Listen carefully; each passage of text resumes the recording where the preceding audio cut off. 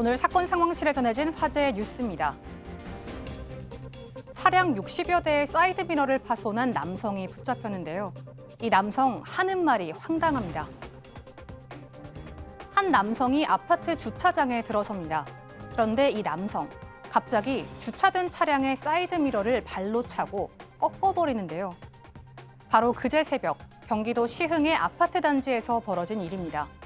남성은 이런 식으로 60여 대가 넘는 차량의 사이드 미러를 부수고 오토바이를 넘어뜨렸는데요. 경찰 조사에서 남성은 그냥 부수고 싶어서 부쉈다면서 동기에 대한 진술을 거부했습니다. 경찰은 남성을 재물손괴 혐의로 입건했습니다. 택시기사를 폭행하는 일이 또다시 일어났습니다. 줘봐. 알았으니까 내릴게. 내리라고! 알았어, 내릴게. 지난 13일 서울 노원구 월계동. 승객이 기사의 멱살을 잡고 자신이 앉은 조수석 쪽으로 힘껏 끌어당깁니다. 택시기사의 안전을 위해 보호벽이 설치돼 있었지만 무용지물이었는데요. 차 밖으로 기사를 끌고 나간 승객은 폭행을 멈추지 않았습니다. 기사는 택시비를 두고 시비가 벌어지면서 승객이 폭행을 하기 시작했다고 말했습니다. 주차 대행업체에 맡긴 차량이 고장나서 돌아오는 황당한 일이 벌어졌습니다. 한 남성이 차에 페인트 칠을 하고 곧이어 보닛을 열어 차 상태를 확인하고 있습니다. 수상한 행동을 한 남성의 정체는 사설 주차 대행업체 직원. 인천국제공항 이용객들을 상대로 대리주차를 해주다 사고가 나자 주인 몰래 수리를 하는 모습이 블랙박스 안에 그대로 포착되는데요. 또 다른 차량은 차 앞부분이 심하게 부서지는 피해를 입기도 했습니다. 하지만 주차 대행업체의 대부분이 불법으로 운영되는 상태라 제대로 된 보상도 이루어지지 않고 있어 논란이 일고 있습니다.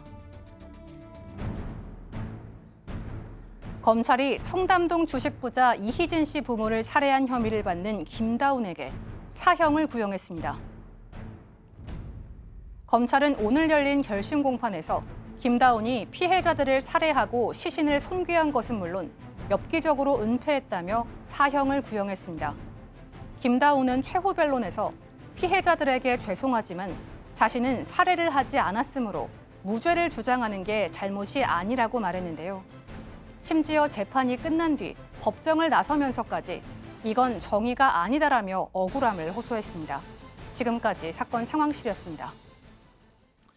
이 청담동 주식부자 이희진 씨는 워낙 돈 많이 벌어서 유명했는데 결국 이제 구속이 됐고요. 근데 그 부모를 또 살해한 사람이 있는데 바로 김다운입니다. 검찰이 사형을 구형했군요. 죄질이 아주 안 좋다. 그러니까 조선족들을 동원해서 부모를 살해하고 그 목적 자체가 오로지 돈 때문에 그런 거 아니겠습니까? 그리고 돈을 뺏으려고 그랬다가 시신까지 잔혹하게 훼손해서 유기를 했는데 또 돈이 지금 생각했던 것보다 적게 있으니까 아들까지 다시 납치하려는 계획까지 세웠던 걸로 지금 수사 과정에서 드러났거든요.